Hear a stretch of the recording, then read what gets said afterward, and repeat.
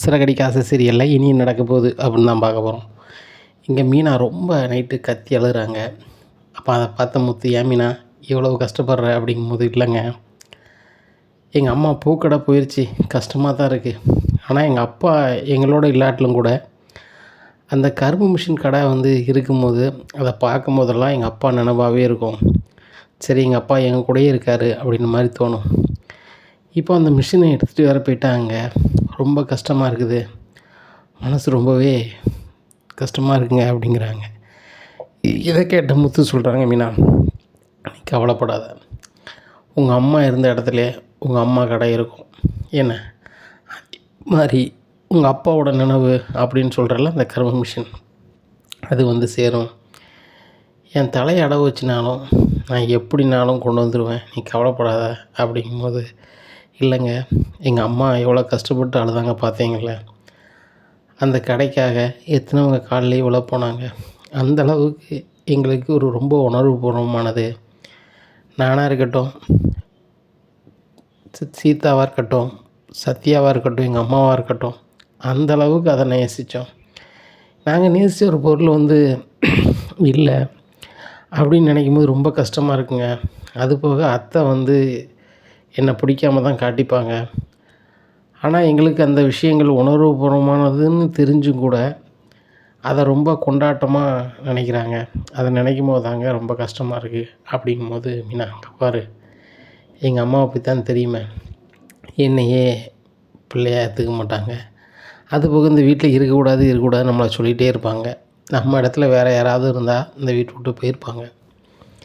நான் எங்கள் அப்பாவுக்காக இந்த வீட்டை விட்டு போக முடியாமல் நான் இருக்கேன். நாங்கள் 2 பேரும் நல்லா இருக்கணும்னு சொல்லி நீ இருக்கிற. உன் குணத்தை புரிஞ்சிக்காமல் எங்கள் அம்மா பண்ணுறாங்க.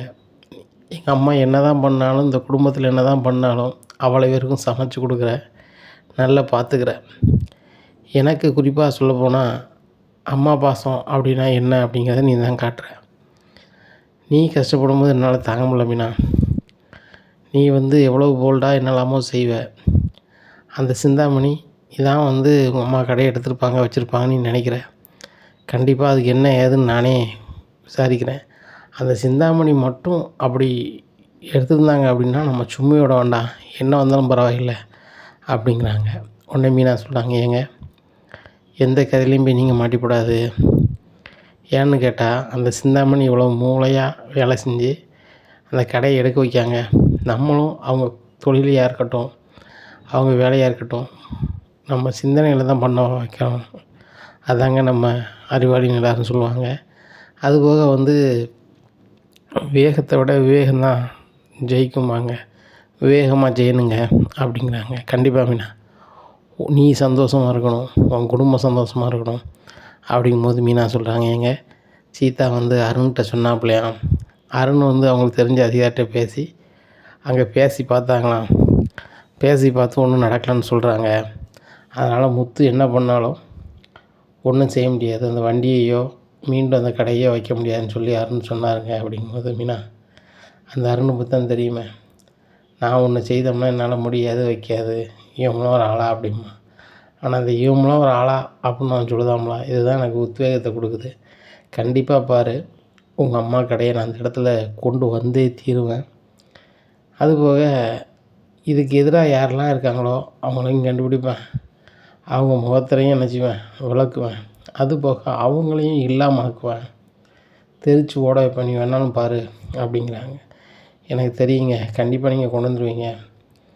அதுபோக வண்டிக்கு நம்மளும் என்ன செய்யணும், லீவ் அது இதுன்னு கட்டணும், வண்டியும் ஓட்டினா தானங்க முடியும் அப்படிங்கிறாங்க. நாங்கள் பாரு, நம்மளுக்கு வண்டிக்கு டியூ கட்ட தான் செய்யணும். அதே நேரத்தில் நம்ம மாடிக்கு ரூம் கட்டுறதுக்கு பணம் சேர்த்து ஆகணும். அதை விட இப்போதைக்கு முக்கியமான கதை, உங்கள் அம்மா கடையை மறுபடியும் கொண்டு வரணும். உனக்கு அப்பான்னா எனக்கு மாமா, அவருடைய நினைவாக இருக்கக்கூடிய அந்த கரும்பு மிஷின் இதை கொண்டு வந்தே ஆகணும். விடியட்டும், விடிஞ்சோடனே நான் அங்கே போயிட்டு வரேன் சர்க்காரோட அமைப்புக்கு அப்படிங்கிறாங்க. சரி ரைட்டுங்க அப்படிங்கிறாங்க. காலையிலே விடியுது.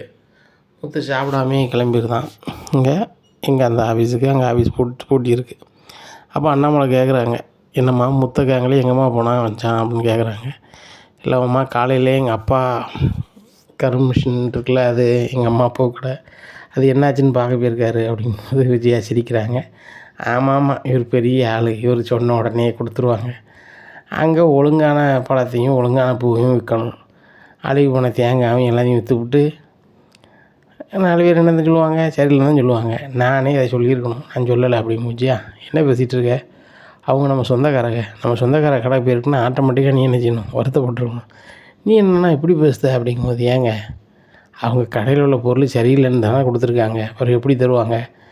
இவர் காலையிலேயே இவர் பேருக்காரன், இவர் வீட்டுக்கார், இவர் போனோடனே கொடுத்துருவாங்களாம். அதெல்லாம் கொடுக்க மாட்டாங்க, இவள் பூக்கடை போச்சு என்ன திருப்பி அதை தந்தாங்க அப்படின்ட்டு இருக்காங்க. இதை கேட்டால் அண்ணாமலை, எங்கள் பாரு விஜயா, இந்த கடையை யார் மீனா பூக்கடையை போக வச்சா, ஏன் இப்படி நடந்துச்சுன்னு எல்லாமே எனக்கும் தெரியும், முத்துக்கும் தெரியும், மீனாவுக்கும் தெரியும் அப்படின்னோடனே விஜயா ரோஹினி முழிக்காங்க. அப்போ பூக்கடையை நம்ம தான் எடுத்ததுன்னு சொல்லி இவங்களுக்கு தெரியுமா அப்படின்னு சொல்லி விஜயா திருத்தன்னு முடிக்காங்க. ஆஹா, இதுக்கு மண்மங்க லைக்கப்படாது அப்படின்னு சொல்லி சாப்பிடாமே பாரு வீட்டுக்கு கிளம்பி போயிடுறாங்க. எங்கள் மணி ஒரு 10 மணி ஆகுது. முத்து கேட்காரு, சார் இந்த மாதிரி பொன்னியம்மன் கோயில் வாசலில் பூக்கடையும் கரும்பு மிஷின் இருந்துச்சு, அதை இங்கே எடுத்துகிட்டு வந்துட்டாங்க. ஏன் சார் இப்படி எடுத்துகிட்டு வந்தாங்க வச்சாங்க அப்படிங்கும்போது, தம்பி கொஞ்சம் பொறுங்க, அது சம்மந்தமாக பேசுறதுக்கு ஒரு ஆள் வருவார், அவர் பேர் மணி, அவர்கிட்ட பேசுங்க தம்பி அப்படிங்கிறாங்க. சரிண்ணே அப்படிங்கிறாங்க. மணி வந்தானே காமிக்கிறாங்க. அவர் தான் மணி, போய் பார்ப்பா அப்படிங்கிறாங்க. சார் வணக்கம் அப்படிங்கிறாங்க. என்ன தம்பி, யார் தம்பி அப்படிங்கிறாங்க. சார் ஒன்றும் இல்லை, பொன்னியம்மன் கோயில் வாசலில் இந்த பூக்கடையும் கரும்பு மிஷின் எடுத்து வந்தீங்களா அப்படின்னு. ஆமாம் தம்பி, எடுத்து வந்தோம். அவங்க கடையில் பொருள் சரி நல்லா இல்லையாமே, அலுவலக பொருள் வைக்காங்க அப்படி இப்படின்னு சொன்னாங்க. அது போக அங்கே இருக்குது இடைஞ்சலாக இருக்குதுன்னு சொன்னாங்க அப்படிங்கிறாங்க. இதை கேட்ட முத்து, சார் அப்படி யாருமே சொல்ல வாய்ப்பில்லை சார், எங்களுக்கு தொழில் போட்டியில் இந்த சிந்தாமணி தான் சார் இப்படி பண்ணியிருப்பாங்க அப்படிங்கும்போது, எப்படி தம்பி தெரியுது, கரெக்டாக சொல்லுதீங்க, உங்களுக்கு ஆகாதா, அப்போ உங்களுக்கு ஆகாதுக்காக தான் அப்படி செஞ்சுருக்காங்களா அப்படிங்கும்போது, ஆமாங்க சார், எங்கள் வீட்டம்மா பூ வியாபாரம் அப்புறம் டெக்கரேஷன் வேலை பார்த்துட்டு இருந்தாப்புல, இப்போ பொக்கே புதுசாக செஞ்சு கொடுக்குற பிஸ்னஸ் பண்ணிகிட்ருக்காங்க. இது சுத்தமாக இந்த சிந்தாமணிக்கு பிடிக்கல. இங்கே இருக்கக்கூடிய மண்டபத்தில் எல்லா வேலையுமே அந்த டெக்கரேஷன் வேலையும் அந்த சிந்தாமணி தான் பண்ணிகிட்டு இருந்தாங்க. மீனா புதுசாக வந்தோன்னே மீனாக்கிட்டே கொடுக்க ஆரம்பிச்சிட்டாங்க. இதனால் சுத்தமாக என் வீட்டம்மாவை பிடிக்கல. என் வீட்டம்மா டெக்கரேஷன் வேலை செய்கிறது, பூ வியாபாரம் பண்ணுறது, அப்புறம் பொக்கே பிஸ்னஸ் பண்ணுறதுக்குன்னு சொல்லிட்டு ஒரு போர்டு ரெடி பண்ணி மீன் அம்மா கடை பக்கத்தில் வச்சோம். அதையும் சுத்தமாக பொறுத்துக்கிடாமல் தான் இப்படி பண்ணிட்டாங்க அப்படிங்கிறாங்க. இதை கேட்டால் அவர், அப்படியா தம்பி எனக்கு மேலே பெரிய ஆள் இருக்கார், அவர் நினச்சா மட்டும்தான் அந்த வண்டியை தர முடியும், நீ போய் அவரை பாரு அப்படிங்கிறாங்க. அவருக்கு சிந்தாமணி சைடில் நல்லாவே பணம் கொடுத்துருக்காங்க. அவர் கொடுக்க மனநிலையே இல்லை. தம்பி நீங்கள் நினைக்கிற மாதிரி உடனேலாம் தர முடியாது, நீங்கள் போயிட்டு வாங்க அப்படிங்கிறாங்க.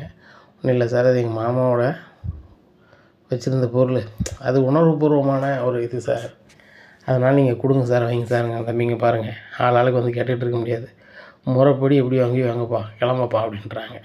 இப்போ சிந்தாமணி ஃபோன் பண்ணி சொல்லுதாங்க, மேடம் நீங்கள் தான் அந்த பூக்கடையை எடுக்க வச்சது, நீங்கள் தான் அந்த கரும்பு மிஷின் எடுக்க வச்சது எல்லாமே தெரிஞ்சு போச்சு.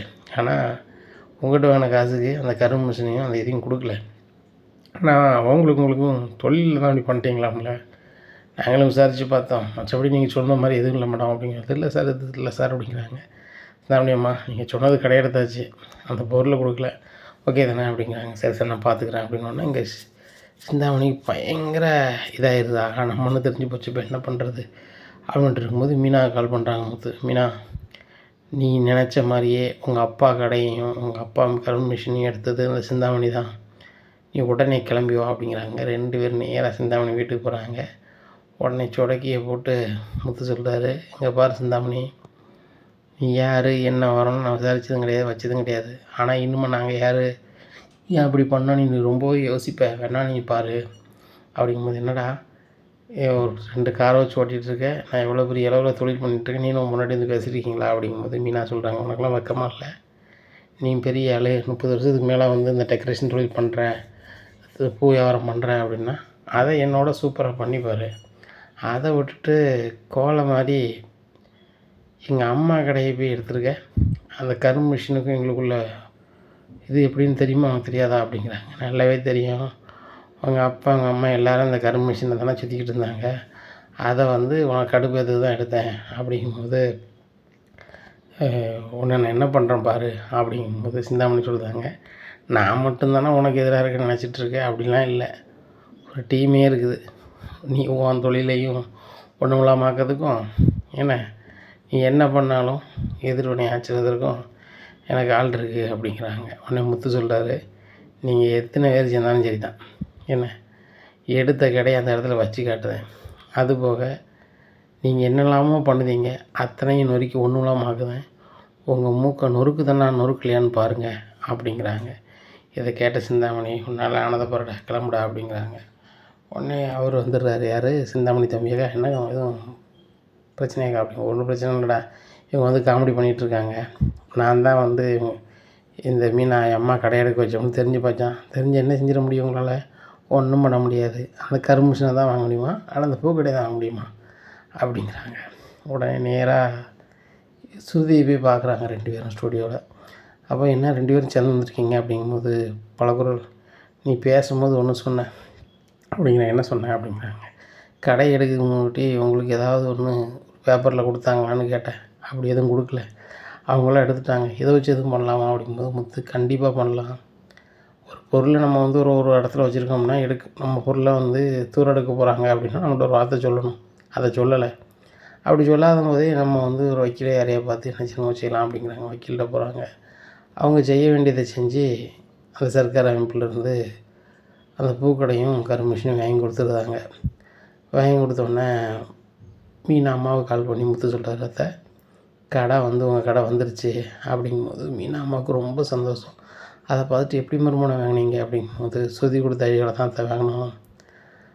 இதை எடுத்தது வேறு யாரும் இல்லை அத்தை, மீனாக்கு எதிராக சிந்தாமணின்னு ஒருத்தவங்க தொழில் பண்ணுறாங்களோ அவங்க தான். அந்த சிந்தாமணி வந்து ஓவராக பண்ணுறாங்க அத்தை, அவங்களுக்கு என்ன பண்ணணுமோ பண்ணிக்கலாம், ஒன்றும் பிரச்சனை கிடையாது அப்படிங்கிறாங்க. உடனே மறுமணம் அதெல்லாம் வேண்டாம், இது வந்துடுச்சு, இப்போ அந்த கடையை வச்சா அங்கே எதுவும் சொல்லுவாங்களா அப்படிங்கிறாங்க. அத்தை முதல்ல நீங்கள் வந்து ரோட்டில் வச்சுருக்கீங்கன்னு சொல்லி தானே எடுத்தாங்க, இப்போ நம்ம வந்து அதே இடத்துல நம்ம வைப்போம், அதுக்கு வேறு மாதிரி பண்ணுவோம் அத்தை அப்படிங்கிறாங்க. என்ன மறுமணம் பண்ண போகிறீங்க அப்படிங்கும்போது, இல்லை அத்தை எனக்கு தெரிஞ்ச பெரிய ஒரு அரசியல்வாதி இருக்கார், அவரை போய் பார்க்க போகிறேன் அப்படின்னு சொல்லி அவரை போய் பார்க்க போகிறாங்க. அவர் நேராக அந்த கோயில் உள்ள அதிகாரிக்கு பேசுகிறாங்க. எனக்கு தெரியுதா, நான் லோக்கல் தலைவர் பேசுகிறேன் அப்படிங்கும்போது, தலைவரை நான் இப்போ தான் புதுசாக வந்திருக்கேன், எனக்கு உங்களை பற்றி தெரியாது, நான் உங்களை வந்து பார்க்குறேன் தலைவர்னு சொல்லிட்டு அவரே வந்துடுறாரு. ஃபோன் பண்ணி நீங்களே வந்துட்டீங்க அப்படிங்கும்போது, இல்லை சார் நீங்கள் இவ்வளோ பெரிய ஆள், உங்களை தேடி தானே வரணும், என்ன சார் அப்படிங்கிறாங்க. இந்த தம்பி பேர் முத்து, எங்கள் மாமியார் இங்கே வேலை பார்க்குற கோயிலுக்கு பக்கத்தில் தான் கடை வச்சுருந்துருக்காங்க, அதை வந்து சர்க்கார்லேருந்து எடுத்தாங்களாம், என்ன இப்போ மறுபடியும் அதில் கடை வைக்கணுங்க அப்படின்னா, வச்சுக்கிட்டோம் சார் அப்படிங்கிறாங்க. இல்லை இப்போ வச்சாலும் நாளைக்கு யாரும் வேண்டாதாலும் ஏதாவது பண்ணிகிட்ருப்பாங்க, உங்கள் கோயில் இடம் அதுக்கு முன்னாடி கிடக்கா அப்படிங்கிறாங்க. ஆமாம் சார் அப்படிங்கிறாங்க. அதுக்கு உண்டான வாடகையை அவங்க தந்துடுவாங்க, அது கொஞ்சம் ரெடி பண்ணி கொடுங்க, என்ன உண்டோ நான் செஞ்சிருந்தேன் அப்படிங்க. சார் அதெல்லாம் வேணாம் சார், நான் பண்ணிடுறேன் சார்னு சொல்லிட்டு கோயில் முன்னாடி அவங்களே ஒரு பெரிய கடையை ரெடி பண்ணி கொடுத்துட்றாங்க. இதை வச்சுக்கோங்கம்மா, வாடகைன்னு பெருசாக நீங்கள் எதுவும் தர வேண்டாம், மாதம் ஒரு 10 ரூபா மட்டும் கோயில் கொடுத்துருங்க அப்படிங்கிறாங்க. 10 ரூபானே வெறும் 10 ரூபா தான் அப்படின்னு சொல்லிட்டு போயிடுறாங்க. அங்கே கருமிஷன் எல்லாமே மறுபடியும் வந்துடுது. இதை வந்து ஃபங்க்ஷன் மாதிரி பண்ணணும் அப்படின்னு சொல்லி முத்து மீனாவை நினைக்காங்க. அப்போ வீட்டில் எல்லார்ட்டையுமே சொல்லலை, ஸ்ருதிட்டு மட்டும் சொல்லியிருக்காங்க கடை திருப்பி வந்துட்டுன்னு சொல்லிட்டு வேறு யார்ட்டையும் சொல்லலை. அப்போ முத்து சொல்கிறாரு, எப்பா மீனா அம்மா புதுசாக கடை திறக்காங்க அப்படிங்கும்போது விஜயா சொல்கிறாங்க, ஆமாம் போன பெட்டி கடை போயிடுச்சு, இன்னொரு இடத்துல எங்கேயாவது பெட்டி கடை போட போகிறாங்க, அதை பார்க்க எல்லோரும் போகணுமா அப்படிங்கும்போது, எப்பா இவங்க நினைக்கிற மாதிரி பொட்டி கடை போடலை, பெரிய கடையாக தான் போடுறாங்க, வாங்கப்பா அப்படின்னு சொல்லி கூப்பிட்டு போகிறாங்க. அங்கே கோயில் வாசலில் பார்த்தா மீனா அம்மா கிட்ட எடுத்துகிட்டு போன அந்த பூக்கடையும் நிற்குது, பெரிய கடையாக அதில் வச்சுருக்குறாங்க. அதுபோக அந்த கோயில் இடத்துல அதுபோக அந்த கருமிஷின் இருக்குது. இதை பார்க்கும்போது 2 பெரிய கடையாக இருக்குது. இதை பார்த்துட்டு இவங்களுக்கு ரொம்ப ஒரு மாதிரி ஆகிடுது. சீதாவை கூப்பிட்டு வர்றாரு அருண், இந்த முத்து இவ்வளோ பெரிய இதாக பண்ணிட்டானா, அந்த பொருளை தான் வாங்கி கொடுத்தான், அதை நைட்டோட நைட்டு யாரையாச்சும் தூக்க வச்சு நம்மளாக கிடைக்கிற மாதிரி பண்ணி சீனை போட்டுடலான்னு பார்த்தா இப்படிலாம் ஆகி போச்சா அப்படின்னு சொல்லி முடிக்கிறாங்க. அப்போ விஜயா ஃபோன் பண்ணி சிந்தாமணி சொல்லுறாங்க, என்ன சிந்தாமணி நீங்கள் ரோட்டில் இருக்க பூக்கடையை எடுக்கணும்னு சொல்லி எடுத்துகிட்டு இப்போ அவங்கள பெரிய லெவலில் தொழில் பண்ண ஆரம்பிச்சிட்டிங்களே, இப்போ பாருங்கள் அவங்க மொத்த பூ மார்க்கெட்டு மாதிரி வச்சுருக்காங்க அப்படிங்கும்போது சிந்தாமணி காரில் வந்து பார்க்காங்க. இவ்வளோ பெரிய கடையை எப்போ வச்சாங்க அப்படிங்கும்போது, ஏக்கா என்னென்னு கேட்போம் அப்படின்னு சொல்லி உள்ளே ஃபோன் பண்ணி கேட்காங்க. ஆஃபீஸில் ஃபோன் பண்ணி கேட்டோன்னா, ஆமாம் சார் கோயிலில் தான் வச்சு கொடுத்துருக்கோம், ரோட்டில் வச்சா தானே பிரச்சனை வருது, அதனால் கோயிலே வச்சாச்சு, மாதத்துக்கு வெறும் 10 ரூபா வாடகை கொடுக்க சொல்லியிருக்கு, அவங்க 20 வருஷத்துக்கு மேலே கடை பக்கத்தில் வச்சுருக்காங்க, அதுபோக இந்த கோயிலில் ரொம்ப முக்கியமான ஆளாக இருக்காங்க, அதனால தான் கொடுத்துருக்கு. அதுபோக இந்த தலைவர் வந்து அவங்களுக்காக பேசினார், அதனால தான் உடனே பண்ணி கொடுத்தாச்சு. அதுக்குள்ள செலவு பூரா அவர் ஏற்றுக்கிட்டாரு. அந்த முத்துக்கும் மீனாவுக்கும் அவங்க குடும்பத்துக்கு தெரிய வேண்டாம்னு சொல்லிக்கிட்டாரு அப்படிங்கிறாங்க. இதை கேட்ட சிந்தாமணிக்கு ரொம்ப ஒரு மாதிரி ஆயிடுது. இப்படியாடா நடந்திருக்கு, தலைவரை பார்க்க போகிறேன்னு சொல்லி, தலைவரே வணக்கம் அப்படிங்கிறாங்க. வாங்க சிந்தாமணி என்ன அப்படிங்கிறாங்க. உடனே தலைவரே அப்படிங்கிறாங்க. ஆமாம், அந்த முத்து புஞ்சாதிக்கு உனக்கு என்னம்மா அப்படிங்கிறாங்க. தலைவர் அது உங்களுக்கு எப்படி தெரியும் அப்படிங்கிறாங்க. அந்த முத்து பையன் நம்மளுக்கு ரொம்ப வேண்டிய ஆள் அப்படிங்கும்போது, ஐயா அது சம்மந்தமாக தான் பார்க்க வந்தோம். அவங்க மாமியார் கடை வச்சு எனக்கு குடைச்சல் கொடுக்குறாங்க. அவங்க மொவா டெக்கரேஷன் வேலை பார்த்துட்டு என்னை பாடாப்படுத்துது. அதனால் அவங்க தொழில் பண்ண அளவுக்கு பண்ணணுயா அப்படிங்கும்போது, இங்கே பாரு சிந்தாமணி, நீ எப்படி எனக்கு முக்கியமோ அதை விட பல மடங்கு அந்த முத்து தம்பி ரொம்ப முக்கியம். என்ன நீங்கள் தான் இப்படி பண்ணியிருக்கேன்னு தெரிஞ்சும் கூட எனக்கு வேண்டிய ஆள் தான் நான் சொல்லாமல் நான் சமாளிச்சிருக்கேன். அதோடு கிளம்பிடு. என்ன அவங்க 2 பேரும் தொழில் பண்ணி முன்னேறணும்னு நினைக்காங்க. அடுத்தவங்கள இப்போ என்னத்தையாவது செஞ்சு அவங்க முன்னேறி நினைக்கிற ஆள் கிடையாது. என்ன நம்மளாம் அரசியலில் எப்படி வந்திருப்போம்னு உனக்கு தெரியும். ஏன்னா அதை மாதிரி தான் நீனும் பண்ணிக்கிட்டு இருக்கா. ஆனால் அவங்க அப்படி கிடையாது, கரெக்டான ஆளுங்க. அவங்கள இடைஞ்ச பண்ணாத. அப்படி இடைஞ்ச பண்ண அப்படின்னா உன் ஜெயிலில் நிற்க மாட்டேன், அந்த முத்துமே நான் ஜெயிலில் தான் நிற்பேன். நீ ரொம்ப சங்கடப்படுவ பார்த்துக்கோ அப்படிங்கிறாங்க. என்ன தலைவரை நீங்களே இப்படி சொன்னால் நான் எப்படி தொழில் பண்ணுறது அப்படிங்கிறாங்க. பாரு சிந்தாமணி, அந்த முத்து மீனாவும் எனக்கு மிகப்பெரிய கதையில் பண்ணியிருக்காங்க. இன்றைக்கி நான் நல்லா இருக்கேன்னா அதுக்கு ஒரு காரணம் அவங்க. நான் ஒரு 250 ஜோடி கல்யாணம் முடிச்சு வச்சேன். பூ கட்டி கொடுக்கறதுக்கு ஒருத்தன்ட்ட கொடுத்தேன். அவன் பொசுக்குன்னு முடியாதுன்ட்டான். அந்த நேரத்தில் முத்து மீனா பண்ணி தான் என் மானத்தை என்ன செஞ்சாங்க, காப்பாற்றினாங்க. அப்பேற்பட்டவங்களுக்கு ஏதாவது செய்யணும்னு நினச்சிக்கிட்டு இருக்கேன். அந்த வேண்டிய எதுவும் வேணுமாப்பான்னு கேட்கும்போது, எதுவுமே வேண்டாம் தலைவரை, நீங்கள் நல்லா இருந்தால் போதும், என் நண்பன் கூட இருக்கார்ல அப்படிங்காப்புல. அந்தளவுக்கு உள்ள ஆள். அதனால் வந்து என்கிட்ட இந்த கதைக்கு வராத, கிளம்பு அப்படிங்கிறாங்க. இதை முத்து நண்பர் பார்த்துக்கிட்டே இருந்துட்டு முத்துக்கு ஃபோன் பண்ணி இப்படி சிந்தாமணி வந்தாங்க, இப்படி தலைவர் பேசினார் அப்படின்னு சொன்னோன்னே முத்துக்கு ரொம்ப சந்தோஷம். மறுபடியும் சிந்தாமணி வீட்டுக்கு முத்து மட்டும் போகிறாரு. என்னம்மா தலைவரை பார்க்க போனீங்களா, தலைவர் என்ன சொன்னார், என் மாமியார் கடை எடுக்க சொல்லிட்டாங்களா என்ன அப்படிங்கிறாங்க. இதை கேட்ட சிந்தாமணியே என்னடா அப்படிங்கிறாங்க. என்னடாவா, விசாரித்து பார்த்தேன், பெருசாக வீடு கட்டி உட்காந்துருக்க, உழைச்சி தான் உட்காந்துருப்பேன்னு பார்த்தேன், ஆட்டையை போட்டு தான் உட்காந்துருக்கியா அப்படிங்கிறாங்க. இதை கேட்ட சிந்தாமணி முழிக்கிறாங்க. என்ன சொல்கிற அப்படிங்க. என்ன சொல்கிறாவா, வரும்போது தான் விசாரித்தேன் பக்கத்து டீ கடையில். இந்த இடம் சும்மா கிடந்துச்சு, யாருமே கேட்பார்ல, சம்மந்தப்பட்ட ஆள் வெளியில் எங்கேயோ வெளிநாட்டில் எங்கேயோ இருக்காங்களாம். அதை ஆட்டையை போட்டு நீ வந்து வீடு கட்டி உட்காந்துருக்க, ஒன்றும் பிரச்சனை கிடையாது. என்ன எப்படியாவது அவங்க யார் என்னவர்னு விசாரித்து அவங்கள கூப்பிட்டு வந்து இந்த வீட்டை அவங்களுக்கு வாங்கி கொடுக்கணும் இல்லையான்னு பாரு அப்படிங்கிறாங்க. இதை கேட்ட சிந்தாமணி, ஏய் முத்து, தொழிலில் தான் முன்னாடி ஒரி பண்ணிட்டுடாக்கா, நீ தேவையில்லாமல் இதை பண்ணிக்கிட்டு தான் நல்லா இருக்காது அப்படிங்கிறாங்க. ஒன்றும் பிரச்சனை இல்லை, பார்த்துக்கலாம், நீ ரொம்ப ஆடுதலை, ஆட்டத்தை நிப்பாட்டணும்ல அப்படிங்கும்போது முத்து, உங்கள் 2 பேர் ஆட்டத்தை நிப்பாட்டத்துக்கு உங்கள் வீட்லேயே எனக்கு 2 ஆள் இருக்குது அப்படின்னோன்னா அப்போ தான் முத்துக்கு கொடுத்து, ஓ அப்புறம் ரோகிணியும் அம்மாவோ இல்லைன்னா மனோஜும் அம்மாவான்னு தெரியலையே அப்படின்னு சொல்லி மனசுக்குள்ளே ஒரு மாதிரி ஏறாங்க. என்ன முத்து முழிக்கிற, உன் வீட்லேயே உனக்கு 2 ஆள் எதிராக இருக்காங்க, உனக்கு ஒம்பன் அடிக்கணும்னு பார்க்குறியா, நீ என்ன பண்ணாலும் உனக்கு டஃப் கொடுக்கறதுக்கு என்கிட்ட ஆள் இருக்குது அப்படிங்கிறாங்க. உடனே முத்து சொல்கிறாரு, ஒரு மனுஷனுக்கு நெருக்கடி வரும்போது நம்ம யாருன்னு நம்மளுக்கு தெரியுமாங்க, நீ வந்து அப்படி பண்ணிடும் இப்படி பண்ணிடும்னு சொல்லுத, அழகாக பண்ணு, ஒரு சினிமா நல்லா இருக்கணும் அப்படின்னா வில்ல நல்லா இருக்கணும்பாங்க, நீ வில்லனாக இருந்துட்டு போ, அந்த சினிமாவில் உள்ள ஹீரோவாக நான் இருந்துட்டு போகிறேன், கண்டிப்பாக பாரு இப்படி பண்ணுறேன்னு பாரு அப்படின்னு சொல்லிட்டு போகிறாங்க. அப்போ முத்து அதுக்கப்புறம் வழக்கம் போல் ஒரு வேலையை பார்த்துட்ருக்காரு. அப்போ இந்த வீட்டு ஓனர் கனடாவில் தான் இருக்காங்க அப்படின்னு சொன்ன உடனே விசாரிச்சு தெரிஞ்ச உடனே யாருக்கு, ஜீவாவுக்கு ஃபோன் பண்ணுறாங்க முத்து.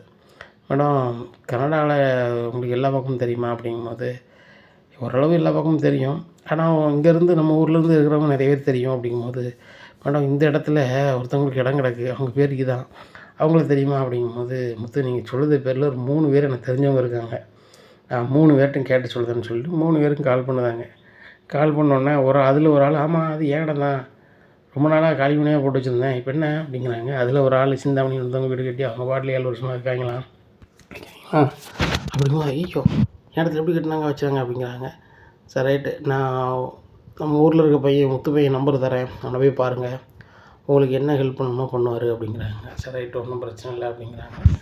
ஊருக்கு வந்துடுறாரு, அவரும் வெளிநாட்டில் இருக்கிற ஊருக்கு வந்துடுறாரு. முத்து தம்பி உங்களை தான் பார்க்க வந்திருக்கேன், அந்த இடம் ஏன் இடம் தான், சிந்தாமணியை விசாரித்த வகையில் அவர் பெரிய பயங்கரமான ஆள், தனக்கு ஒரு சொத்தை ஆட்டை போடணும்னா என்ன லெவலுக்குனாலும் போவாங்களாம்.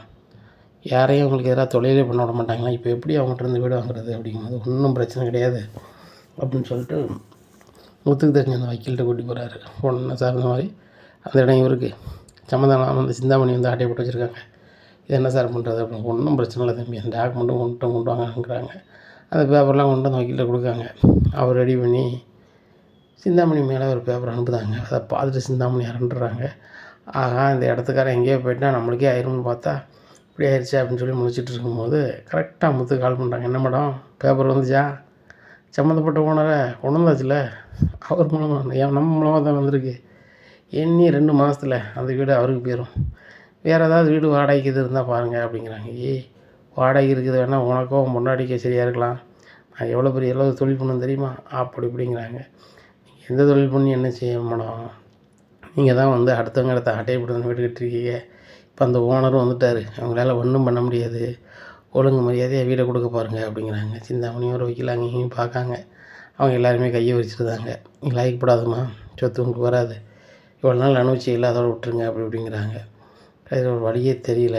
அப்புறம் அந்த ஓனரை கண்டு உங்களுக்கு எவ்வளோ தரணும் தாரேன், நீங்கள் ஒதுங்கி போயிருங்க அப்படி மூலியமா, இது என் பூர்வீக இடம், எங்கள் அப்பனா தான் என் போட்டெல்லாம் இருந்த இடம், இதெல்லாம் தரையில்லாது அப்படிங்கிறாங்க. உடனே இல்லை நான் தந்துருந்தேன், எவ்வளோ தரணும் அப்படிங்கும்போது சரிம்மா நான் வெளில தான் இருக்கேன், இப்போ இந்த வீடை விட்டு தான் வந்து 60 லட்ச ரூபாய்க்கு மேலே போகுங்க, நீங்கள் 60 லட்ச ரூபா கொடுத்துருங்க அப்படின்னோடனே வேறு வழியே இல்லாமல் சிந்தாமணி 60 லட்ச ரூபா கொடுத்து அவங்க இருக்க வீட்டையே வாங்குதாங்க.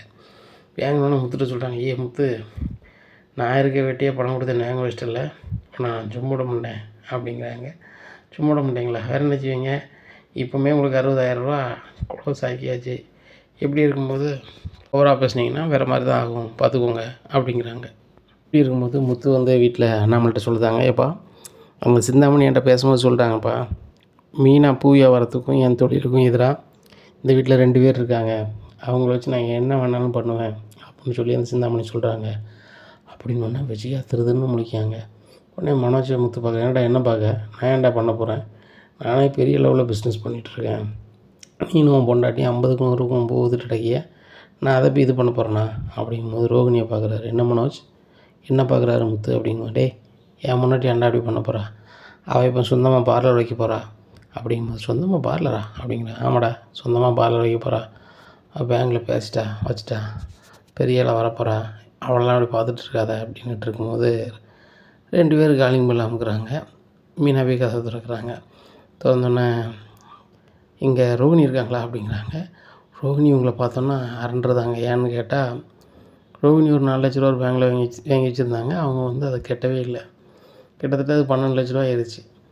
இப்படி இருக்கும்போது அவங்க வந்து கேட்குறாங்க, இங்கே பாருங்கள் 12 லட்ச ரூபா தரணும், கேட்கும் போதெல்லாம் வேறு அட்ரஸை கொடுத்தீங்க, உங்கள் வீட்டுக்காருக்குன்னு ஒரு அட்ரஸை கொடுத்தீங்க, அதுவுமே வந்து உண்மை கிடையாது, இப்படி பண்ணிகிட்ருக்கீங்க, எங்களுக்கு உடனே பணம் வேணும், இல்லைன்னா அவ்வளோதான், உங்களை விசாரிச்சிட்டோம், நீங்கள் சொந்தமாக கடை வச்சுருக்கீங்களா, உங்கள் பேரில் சொந்தமாக வந்து ஃபர்னிச்சர் கடை இருக்காங்க அப்படிங்கும்போது விஜயா சொல்கிறாங்க, இவன் பேர்லாம் கடை கிடையாது, கடை என் பையன் பேரில் இருக்குது, என் பையன் தான் நடத்துதான் அப்படிங்கும்போதேம்மா, இதை நம்ம கடைக்குள்ளே பத்திரம் இதை பிடிங்க அப்படிங்கிறாங்க.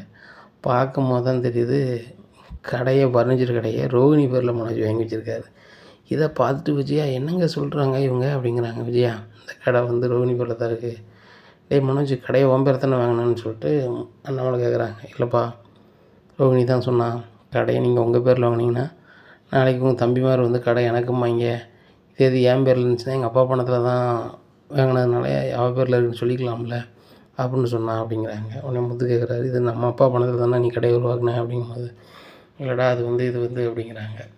இன்னும் பேங்கில் உள்ளவங்க சொல்கிறாங்க, இங்கே பாருங்கள் நீங்கள் பேசலாம் கேட்டுட்ருக்குது விரும்பல, ஒரு வாரத்தில் நீங்கள் பணத்தை கொடுக்கல அப்படின்னா 1 வாரம் கழித்து நாங்கள் என்ன செய்வோம், அந்த ரோகிணி அம்மா பேரில் இருக்க அந்த ஃபர்னிச்சர் கடையை இடம் போட்டு எடுத்துக்கிடுவோம், எங்களுக்கு வேறு வழி தெரியாது அப்படின்னு சொல்லிட்டு அவங்க கிளம்புறாங்க. போனோன்னா விஜயாவுக்கு சரியான கோபமாகிடுது. ரோகிணியை பலார்னு வாங்குதாங்க. அத்தை அப்படிங்கிற, அத்தெல்லாம் கூப்பிட்றாத, எப்படி நீ ஓம் பேரில் கடையை வாங்குவேன், என் புருஷன் பணத்தில் உள்ள பணத்தில் வச்சுக்கிட்டு நீ கடை வாங்கியிருக்க அப்படிங்கிறாங்க. அத்தை நான் மன்னிச்சிருங்க, மனோஜ் நல்லா இருக்கும் தான் பண்ணேன் அப்படிங்கிறாங்க. மனோஜ் நல்லா இருக்கணும், நீ அவன் பேரில் வாங்கியிருக்கணும் அப்படிங்கிறாங்க. இதை கேட்ட மனோஜ், டேய் நீ கூட என்கிட்ட போய் தாண்டா சொல்லியிருக்க, கடை ஓம் பேரில் தாண்டா இருக்குன்னு சொன்னேன், நீ என்னடா ரோகிணி பேரில் வாங்கியிருக்க அப்படிங்கிறாங்க. இல்லைம்மா அது வந்துமா இது வந்துமா அப்படிங்கிறாங்க. டேய் ஒழுங்கு மரியாதை கடையை உன் பேர் எழுதி வாங்க அப்படிங்கிறாங்க. இங்கே ஏன்டா வந்து இப்படி ஆகிப்போச்சு அப்படின்னு சொல்லி ரோகிணி நினச்சிட்டு இருக்காங்க.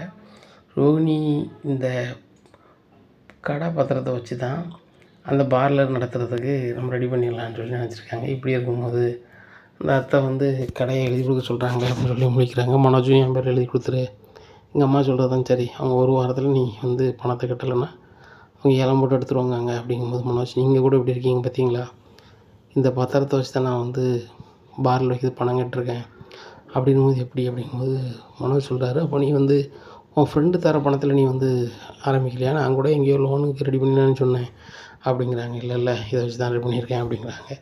இதை கேட்டால் மனோஜ் இல்லை அதெல்லாம் ஆகிக்கூடாது, என் பேர் எழுதி கொடு அப்படிங்கிறாங்க. இங்கே ரோகிணிக்கு மனமே இல்லை.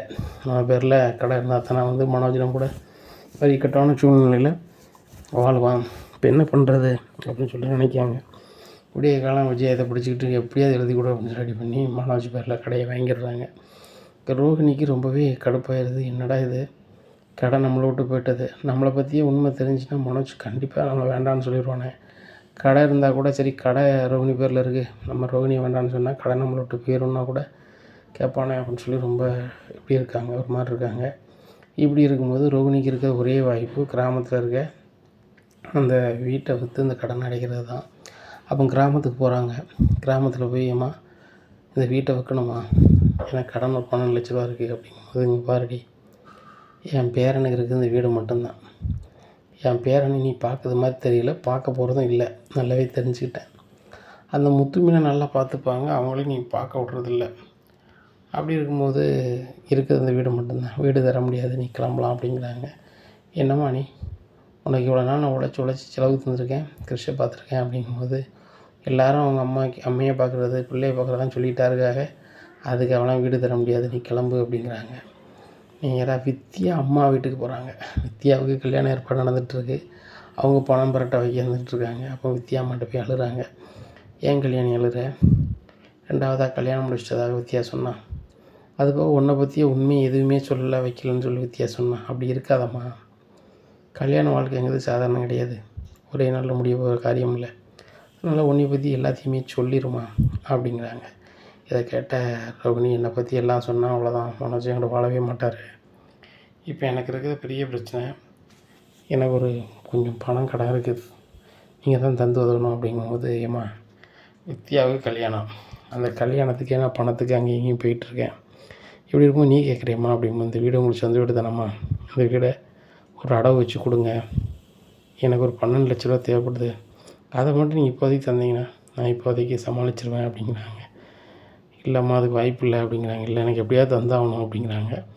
உடனே இருமா வரேன் அப்படின்னு சொல்லி வித்யா கால் பண்ணுறாங்க. வித்யா, உன் ஃப்ரெண்டு கல்யாணி வந்திருக்கா, வந்து வீடு அடை வச்சு கொஞ்சம் பணம் கேட்கா, 12 லட்சம் நல்லா தான் முடியணுன்ட்டு இருக்கா அப்படிங்கும்போதுமா, அவளை நம்பி நீ எதுவும் கொடுத்துடாத, இது வரைக்கும் ஆச்சு, நான் வேலை செஞ்ச பணத்தை போகிறேன், என்ன செஞ்ச வித்யா நீ கேட்டுகிட்டே இருக்க, அவளை பணத்தையும் ஆட்டை போட்டு அந்த ரோகிணி தான், ரோகிணிக்கு நீ 4 நாள் கொடுத்தா கூட திருப்பி வாங்க முடியாதும்மா, அதனால் நீ வந்து எதுவுமே கொடுத்துடாத அப்படிங்க. அப்படியா, இப்படிலாம் கல்யாணி பண்ணுறாளா அப்படின்னு சொல்லிட்டு, கல்யாணி நான் இப்போ தான் வித்யாட்ட பேசினேன், நீ இது வரைக்கும் வித்யா உழைச்சி பணத்தையும் வாங்கியிருக்கேன், அதையே கொடுக்கலையா, இது எப்படி கொடுப்பா, அதுபோக வித்யா கல்யாணம் முடிக்கிற மாப்பிள்ளை வந்து உனக்கு ஒரு பணம் தந்தாராம், அதை நீ திருப்பி கொடுத்துருக்கியா, இந்த மாதிரிலாம் பண்ணிகிட்டு இருக்காதம்மா, கிளம்பு நீ அப்படிங்கிறாங்க.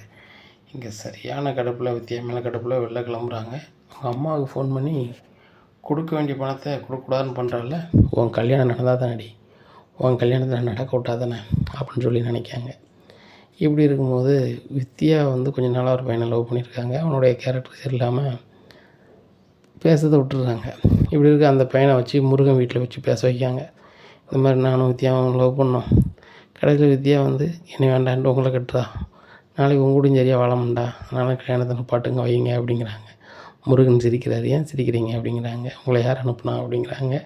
யார் அனுப்பல, நானே தான் வந்தேன் அப்படிங்கிறதில்ல, யாராவது சொல்லி கொடுத்த மாதிரி பேசுகிறீங்க, நானும் நல்ல இடத்துக்கு போகிற ஆள் வர ஆள் தான், வித்யாவை பற்றி நல்லா தெரிஞ்சுக்கிட்டு விரும்பி தான் கல்யாணம் முடிக்கேன் அப்படிங்கும்போது வித்யாவை ஃபோன் பண்ணி வர சொல்லிடுறாங்க. வித்யா வந்து அவரை வெளுன்னு இருக்காங்க.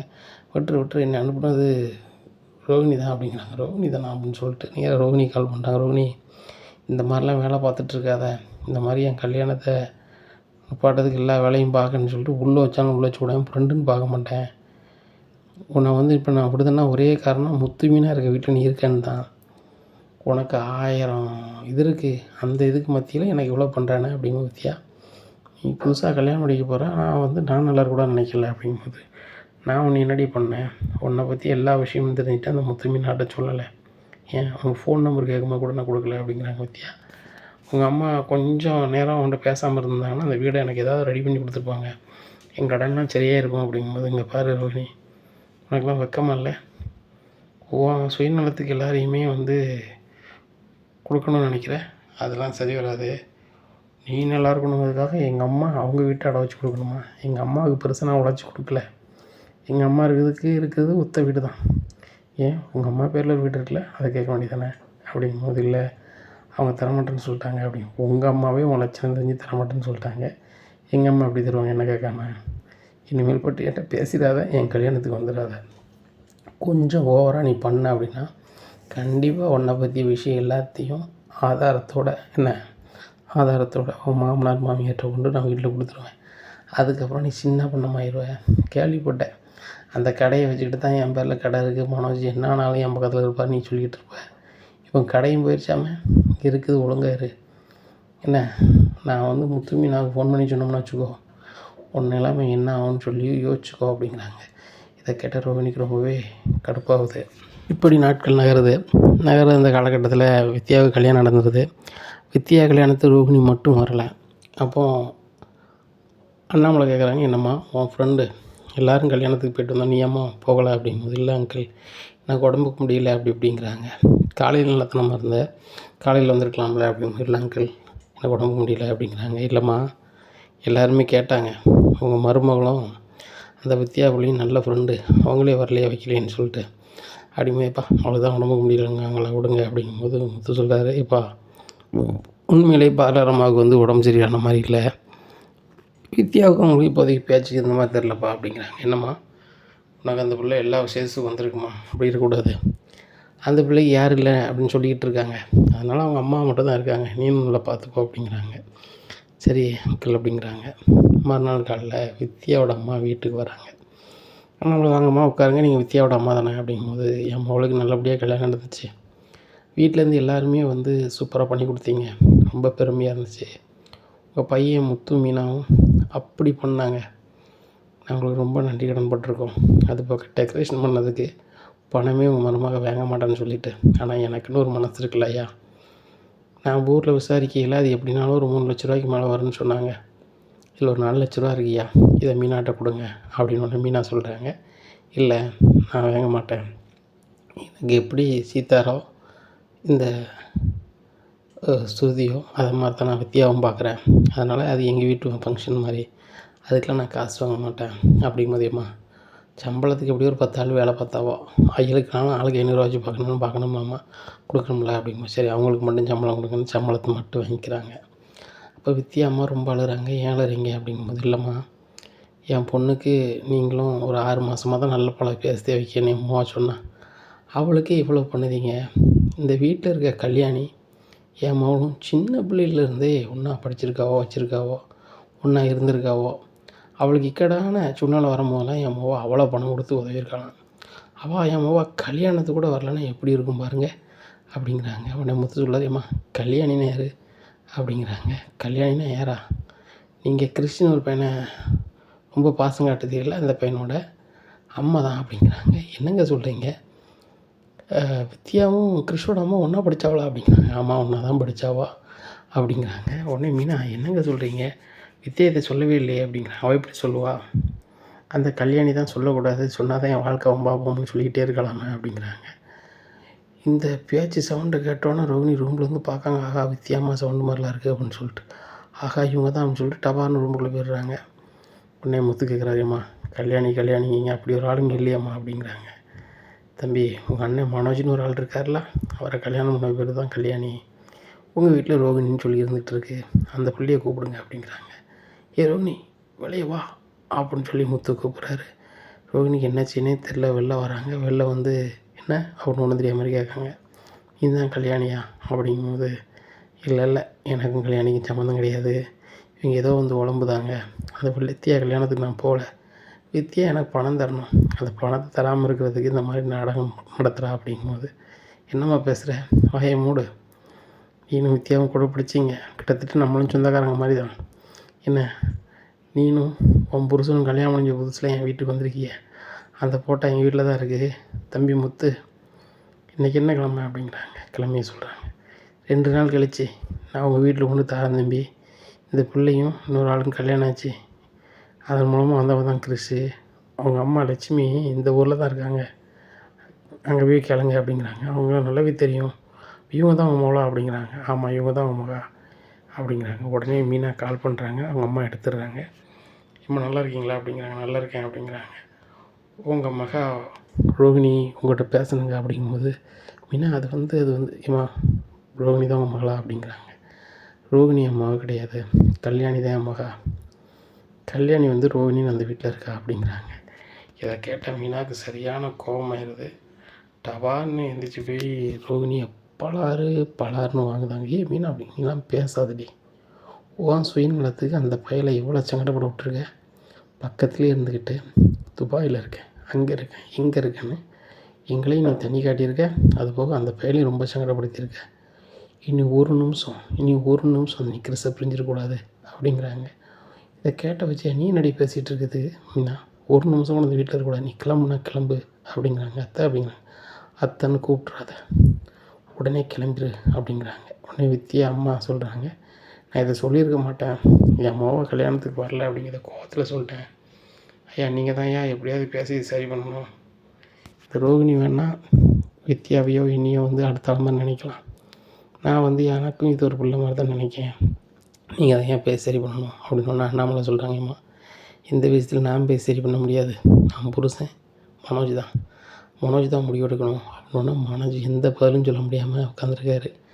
அப்போ முத்து கேட்குறட்டே அவங்க சொல்கிறாங்களே என்னடா சொல்கிறேன் அப்படிங்கிறாங்க.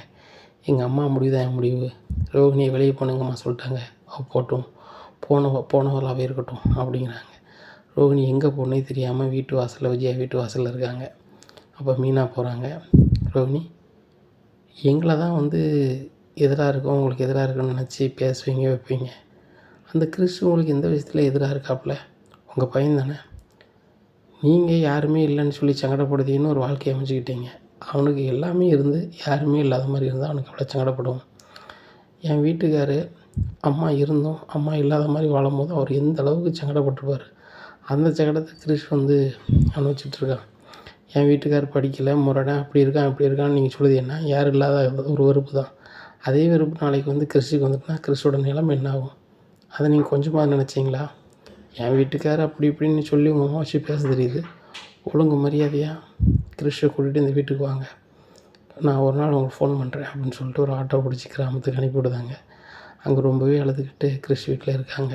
அப்போ கிறிஸ் பாட்டி கேட்காங்க, என்னடி எல்லாத்தையும் பொய்யால் மறைச்சி நான் வாழ்ந்துருவேன்னு பொய் ஒரு நாள் வெளியே தெரியும், அன்றைக்கி நீ ரொம்ப சங்கடப்படுவ அப்படின்னு நான் சொன்னேன்னா, இன்னும் நீ அவங்க கூட சேர்ந்து வாழணுமா வாழக்கூடாதாங்கிறதே வந்து முடிவு அவங்க தான் எடுப்பாங்க.